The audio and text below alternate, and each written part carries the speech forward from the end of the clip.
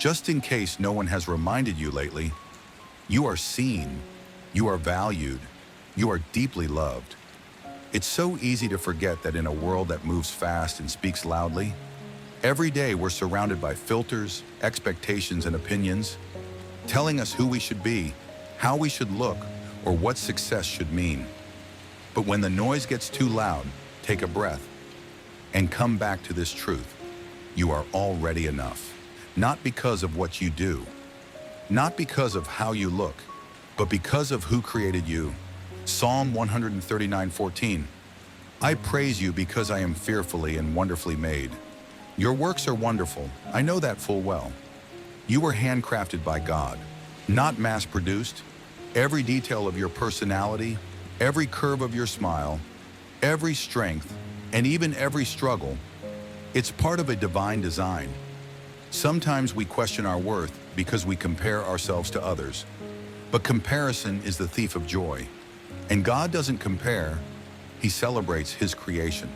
That means you. Ephesians 2:10. For we are God's masterpiece, created in Christ Jesus to do good works, which God prepared in advance for us to do.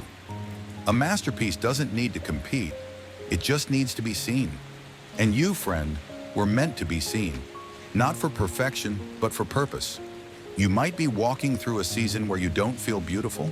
You might be healing, questioning, growing.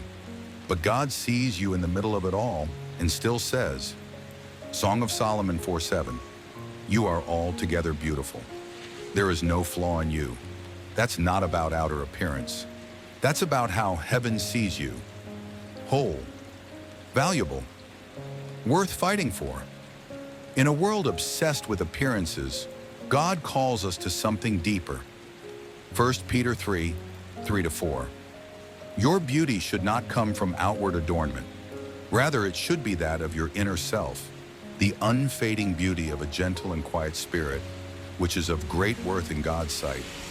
So maybe it's not the brand you wear, the numbers on a scale, or the titles in your bio.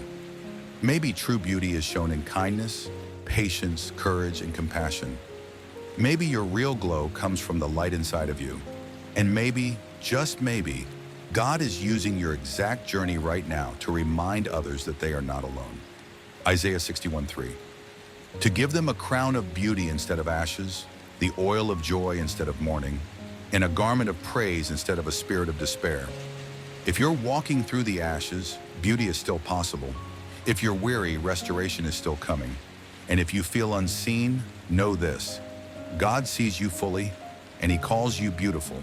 So today, walk confidently, not because you have it all together, but because you're held together by grace. Smile not because life is perfect, but because you're walking on purpose. And keep going, because you were made for more than you can imagine. You are not random. You are not forgotten. You are a masterpiece in motion, beautifully, wonderfully made.